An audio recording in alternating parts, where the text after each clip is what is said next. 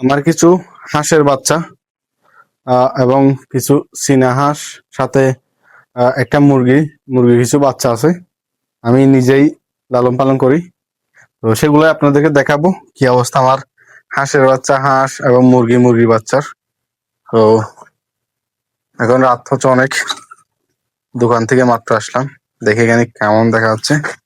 এই যে আমার হাঁস, হাঁসের বাচ্চা, এই যে এগুলো আমার হাঁসের বাচ্চা, এবং এটা হচ্ছে মা।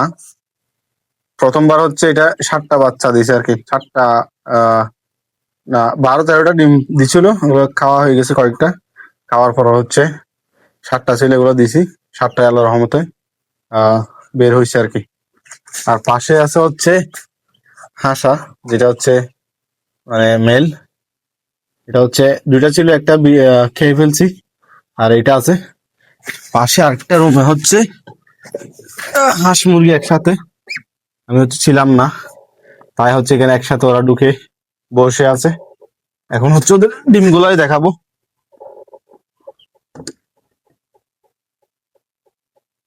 চীনা হাঁসের একটা সুবিধা হচ্ছে ওরা নিজেরাই ডিম পারে এবং নিজেরা হচ্ছে তা দেয়। এই যে ডিম, আর হাঁসের ডিম, এই যে ডিম ডিম দেখছেন? মাশাল্লাহ মাশাল্লাহ, আলহামদুলিল্লাহ, মাশাল্লাহ। অনেকগুলা ডিম পারছে 2টা মিলে। ওরা হচ্ছে আলাদা করে দিতে হবে কালকে। কালকে থেকে এদিকে কতগুলো দিব, এ পাশে কতগুলো দিব। এখানে হচ্ছে মুরগি সহ, আবার মুরগি বাচ্চা সহ বসছে। মানে আমি ছিলাম না এখানে, যার ইচ্ছা মতো যেদিকে ঢুকে গেছে আর কি। এই যে দেখেন মুরগির বাচ্চা, জানি না কয়টা আছে মুরগির বাচ্চা, দেখি। মুরগির বাচ্চাগুলো থাকা হচ্ছে অন্য জায়গায়, তো তাদেরকে ওখানে সেট করবো। ওরা থাকা হচ্ছে এটার মধ্যে, তো এটার মধ্যে সেট করতে হবে। দেখি মুরগি বাচ্চা হচ্ছে 8টা, কয়টা আছে জানি না।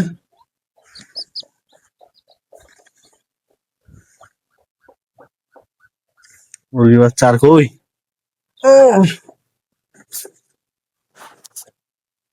2টা 3টা, মাত্র 5টা কেন?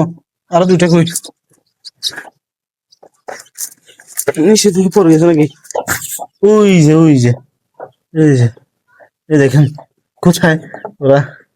যদি না খুঁজতাম, ইন্দুর এবং চিকা হয়তো খেয়ে ফেলতো। এখন বের করতে হবে, কিভাবে বের করি। এটা দিয়ে দেখি, এটা দিয়ে